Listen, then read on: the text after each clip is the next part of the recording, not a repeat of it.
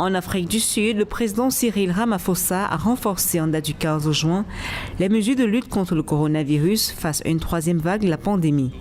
Cela prévoit le prolongement du couvre-feu d'une heure et un contrôle plus strict de la vente d'alcool. Par ailleurs, les rassemblements publics seront limités à 50 personnes en intérieur et 100 personnes en extérieur.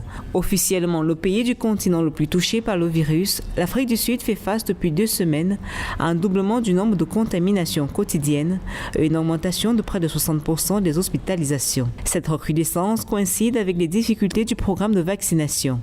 Les autorités sud-africaines ont annoncé en fin de semaine dernière qu'elles allaient retirer de la circulation 2 millions de vaccins Johnson & Johnson en raison d'un problème de non-conformité lors de leur fabrication aux États-Unis.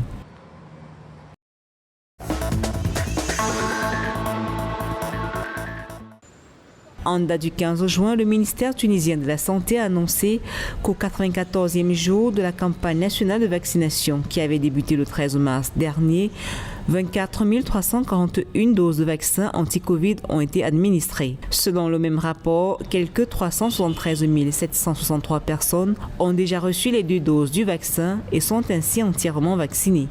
De façon générale, les statistiques globales révèlent que le bilan des personnes ayant contracté la COVID-19 s'alourdit à 372 221 patients, dont 13 656 ont perdu la vie, tandis que 324 846 ont recouvré leur santé.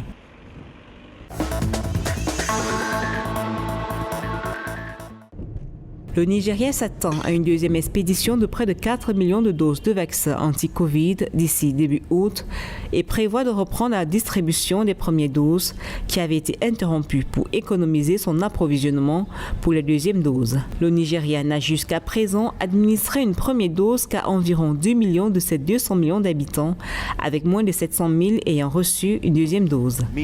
Le Nigeria a rationné 3,92 millions de doses qu'il a reçues dans le cadre du programme mondial de partage de vaccins COVAX en mars, ces approvisionnements futurs étant mis en doute par une interdiction d'exporter depuis l'Inde.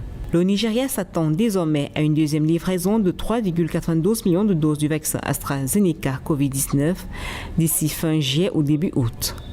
Les centres de vaccination seront rouverts aux adultes de plus de 18 ans cherchant les premières doses.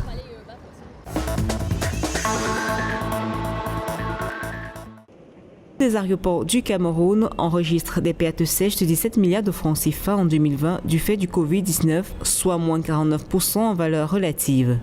Cependant, ces responsables indiquent une amélioration de moins 19% durant les 4 premiers mois de l'année 2021. La société en charge des aéroports du Cameroun souligne par la même occasion qu'elle compte rattraper une partie de ce gap en initiant un programme de recouvrement de ses créances auprès des entreprises telles que Camerco ou l'ex-Camer.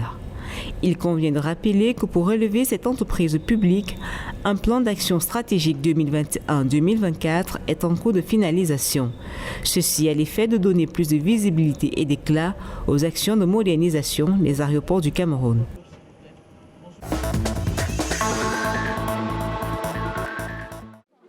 Le Kenya connaît une pénurie de vaccins contre la COVID-19 alors que l'injection de seconde dose est en forte hausse, de nombreuses personnes qui ont reçu une première dose étant impatientes d'être pleinement vaccinées. Le Kenya a commencé à administrer les secondes doses de vaccins après avoir reçu 142 000 doses du vaccin d'AstraZeneca en provenance du Soudan du Sud et de la République démocratique du Congo. Au total, le pays a vacciné 1,12 million de personnes en date du 15 juin alors qu'il compte plus de 52 millions d'habitants selon le ministère de la Santé. Le Kenya table actuellement sur un don de 358 000 doses de vaccins de la part du Danemark afin de donner un nouvel élan à la vaccination.